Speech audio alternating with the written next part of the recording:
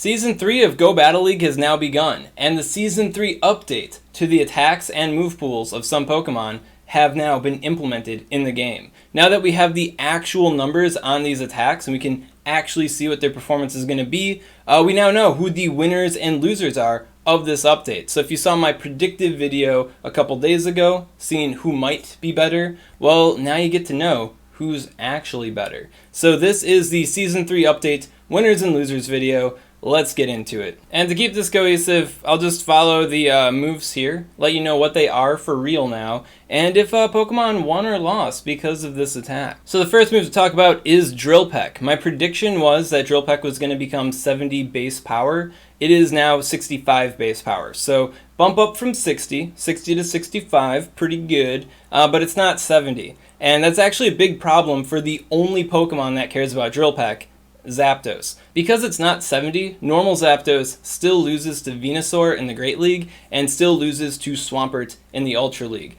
On top of that, normal Zapdos doesn't have that cool niche that I talked about in my previous video where it could overcome Giratina Altered Form if it has shield advantage with the Drill Peck. Yeah, 65 base power, too weak. Similarly, when it comes to Shadow Zapdos still loses to Meganium in the Great League, which flying type Pokemon using a flying type charge move, why is it losing to Meganium when it has no weakness to it? It sounds a little ridiculous to me. And then when it comes to the Ultra League, the Shadow Zapdos was going to get wins over Obstagoon and Venusaur. It is not getting those wins because 65 base power. So Niantic, if you are watching this video, if you could please buff Drill Peck to 70 base power, it wouldn't break anything. It won't make Zapdos overpowered or anything like that. It would finally make Zapdos like good, viable, solid. Right now it's not quite that, so please buff Drill Peck a little bit more. No other Pokemon really benefit from it. I mean, Empoleon now has Drill Peck added to its moveset. It's better than Flash Cannon for Empoleon.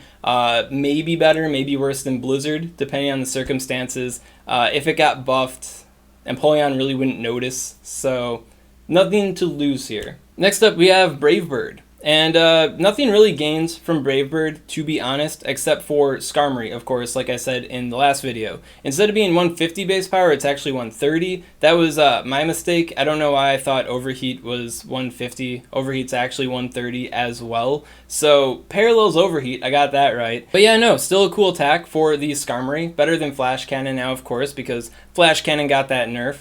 And can still allow Skarmory to pick up some KOs that it wouldn't otherwise with just Sky Attack. So definitely a good buff for Skarmory specifically. And I imagine other Pokemon are definitely going to appreciate this buff as well because it is a much better attack now instead of just being complete doo-doo. But no Pokemon have really like crossed my eye as really benefiting from the Brave Bird buff. Except for, I guess, Skarmory. And if they did benefit, they'd benefit in like the niche way that Skarmory has. So not that big. Next up we have Infestation. And generates energy more quickly. And I had the hope, the prayer, that instead of 12 energy, it would get 13 energy, because Infestation really needs a buff, because like nobody wants to use it. Unfortunately, they went with 12 energy. Even if it was 13 energy, nothing really gained a whole lot from the Infestation buff, so pretty benign. One thing that I did notice with the Infestation buff is Beedrill. Beedrill can now use Infestation and combo it with Drill Run and Sludge Bomb, or you could combo it with X-Scissor too, depending on the flavor you're going with there. So it allows you to do like faster drill runs without baiting. And a lot of circumstances this doesn't really come up, but in the Catacomb Cup specifically, I think we only have like 3 days left to do our Catacomb Cups, it does allow it to beat Sudowoodo in the 2 shield situation without bait. So super niche, could come up in the future, but aside from that, Infestation, very okay. Nobody lost from it getting buffed, but... Next up, we have Hex. And Hex, just like Infestation, got increased to 12 base power, not 13 base power, which is still good, especially for Drifblim. Like I said in my previous video, Drifblim can now get to Icy Wind in 4 fast moves instead of 5, which is insano massive for this Pokemon, and you're going to be seeing a lot of this. A lot of Drifblims in the Great League and the Ultra League this season, because that Icy Wind is insane. And then it can also back it up with the Shadow Ball, giving it wins over Pokemon you really wouldn't expect it to, such as Azumarill. I'm using Drifblim right now, Great League GBL, and I gotta say, it's kind of a monster. kind of a monster. There are bigger monsters out there. Definitely not the biggest winner of this update for sure, but definitely like if there was like a top 2, I'd say Drifblim would probably be number 2 in the top 2 there. As far as other Pokemon that benefit from Hex, Alolan Marowak does get like a baby bump with the Hex buff. It's not necessarily better than Fire Spin now, but it's good. It's different. Like before, you wanted to use Fire Spin all the time. Now Hex is an option for Alolan Marowak. So your grass type matchups might be a little bit less consistent. Your steel type matchups might be a little bit less consistent. But if you are trying to race to that Shadow Ball or get those extra Bone Clubs in for KOs, then that's good for Alolan Marowak. Another Pokemon to benefit from the Hex buff is Dusclops. Now I don't know if this is enough to make Dusclops meta, but Dusclops is now actually a threat. Like before Dusclops, not exactly a threat. Now Dusclops is kind of a threat. The Ice Punches can take down Altaria, Tropius, both which pretty big. Ice Punch, good job. And then the Fire Punch can actually take down the Galar Stunfisk. Now it is a situation where you have to avoid getting baited by Galar Stunfisk, so you want to be taking the Rock Slides and shielding the Earthquakes. So might not work out 100% of the time for the Dusclops, but it is a winnable matchup for the Dusclops. If you're curious about Shadow Dusclops versus normal Dusclops, Dusclops still hits really softly, even as a Shadow. I didn't really notice it gaining any matchups as a Shadow form, so because Dusclops is that slow and steady, eat spaghetti type Pokemon, doing those light hits until the Pokemon stops moving, I feel like the normal version, the non-Shadow, is going to be the better Dusclops, should you want to whip it out. I don't think it's a Pokemon that's going to find its way on every single team, but it is a solid Pokemon nonetheless. And then for those of you that are curious, Shadow Claw is still better than Hex. So for a Pokemon like Gengar, you're going to want to use Shadow Claw. Both of them have the same energy per turn, 4. Shadow Claw has 3 damage, Hex has 2 damage. So Shadow Claw is still the better attack for all Pokemon that get it compared to Hex. Despite stating this, I'm pretty sure I'm going to get comments asking me about Gengar. Is it Hex or Shadow Claw? Which one do I run, Ryan Swag? It's Shadow Claw. Then next up, we have quite possibly the most significant buff of this update, and that is Powder Snow. Powder Snow, in my previous video, we were questioning, is it going to become a Shadow Claw clone, or is it going to be a Vine Whip clone? So 2.5 damage per turn versus 3 damage per turn. And it was a Vine Whip clone, 2.5 damage per turn. But that was enough. That's just enough for what the Pokemon needed to be insane. And now we have a terror on our hands, and that is Abomasnow and Shadow Abomasnow. This thing is nuts. I didn't expect this. I didn't think about Abomasnow. Like, I knew it was going to be good with the Weather Ball update. That's also factoring into this. I knew that was going to be a big hike for the Abomasnow. But these two things coalescing has made Abomasnow like an Insano threat. Like, crazy, crazy scary threat in the Great League and in the Ultra League as well. Yeah. So in the Great League, it now picks up wins over Skarmory, Galar Stunfisk, Azumarill, Altaria, Tropius. Have you seen these Pokemon? Have these Pokemon beat you in PvP before?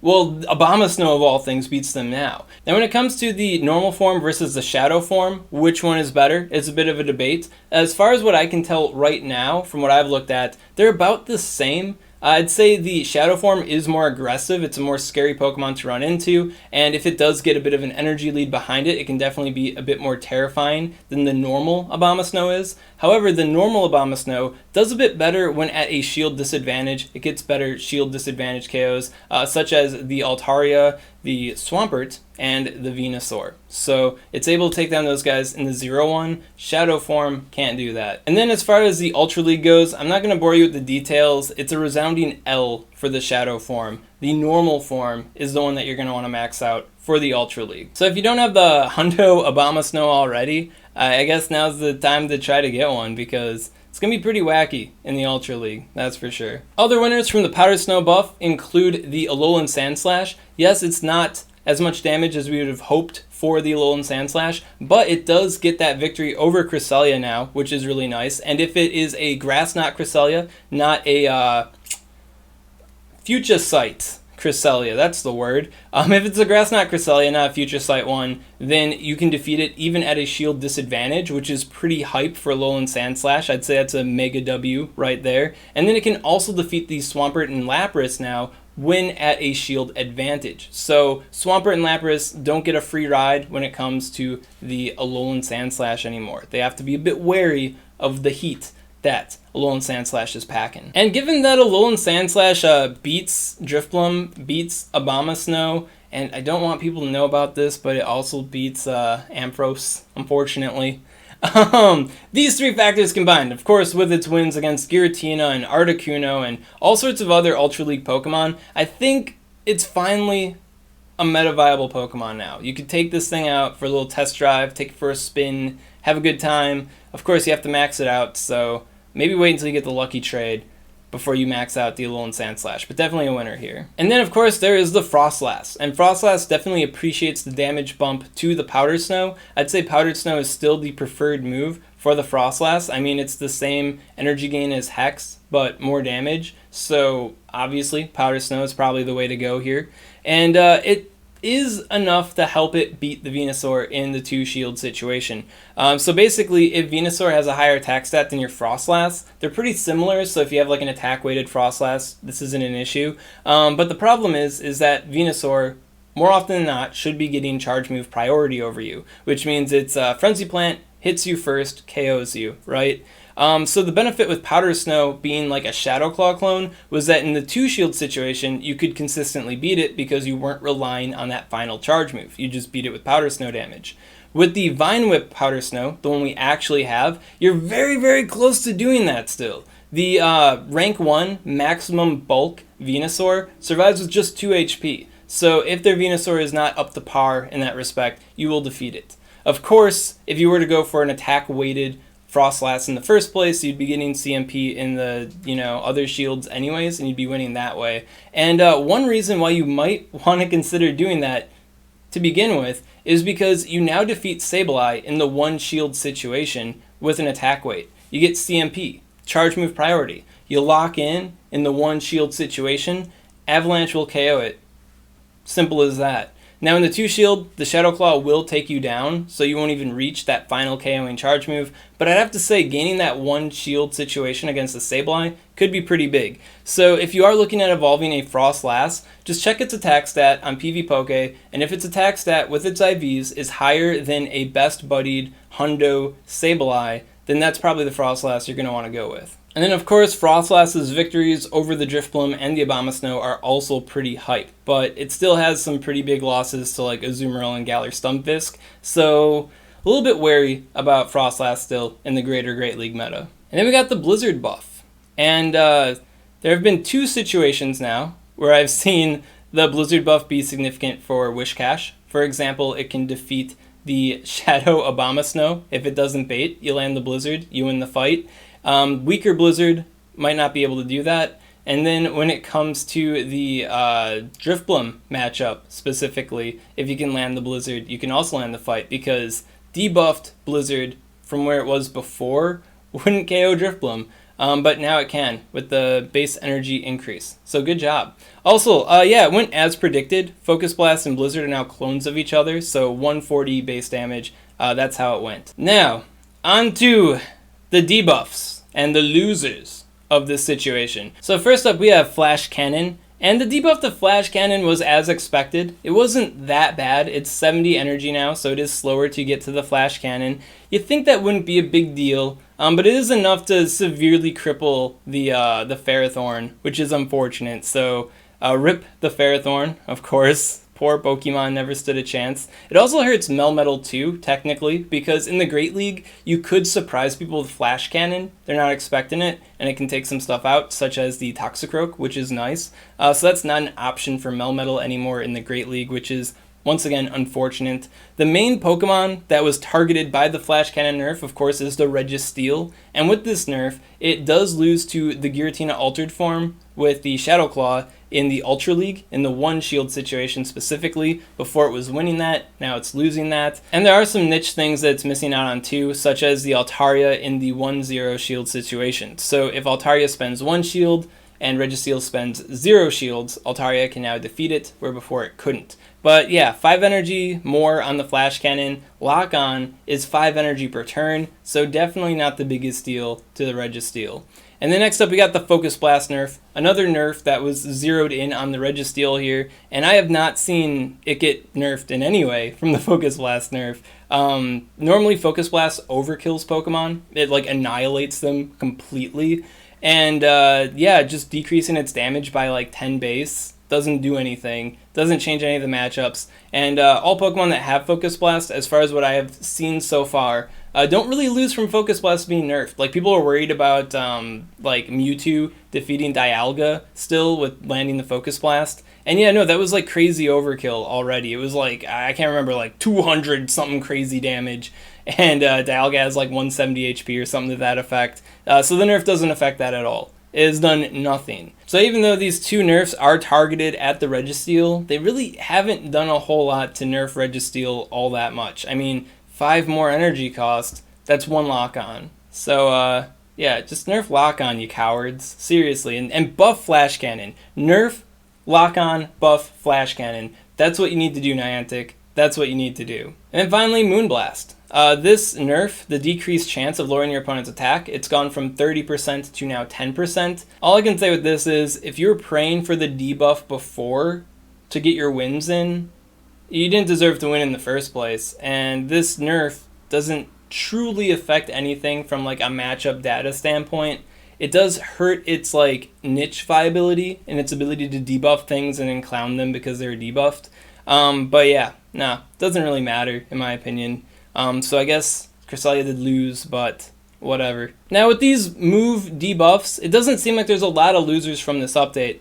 But I gotta tell you guys, there are some big losers. Some big gnarly L crying in the bathroom losers from this update. And that is basically anything that's weak to Ice-type damage, like Altaria, Tropius, the Giratina. Cresselia is not weak to Ice, but Cresselia also getting hit by this as well. Most Grass-type Pokemon crying, just tears streaming down their face from this update because Ice-type Pokemon are so freaking good now. Like, nobody expected Abomasnow to just rise up out of nowhere and just start throwing Ice Ball everywhere, and now it is. And then freaking Drifblim with those rapid-fire Icy Winds. Anything that's taken super effective from that is not vibing right now. They're having a miserable time. So if you are building teams for the Great League right now, be extra cautious about using the Flyers and the Grass types because the meta is definitely stacked against them right now, for sure. And that about does it for the big winners and big losers of the Season 3 update. For a simple recap, Drifblim and Abomasnow are big, insane, crazy powerful right now. Both Great League and Ultra League, they look to be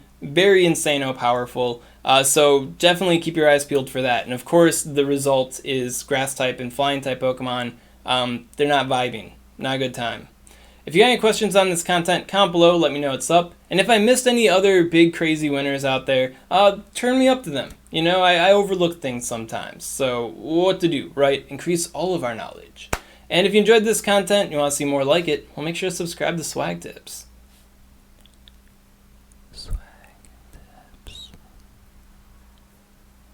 I'd also like to give a special shout out to these Patreon supporters. If you want to support the Swagman on Patreon, link in the description.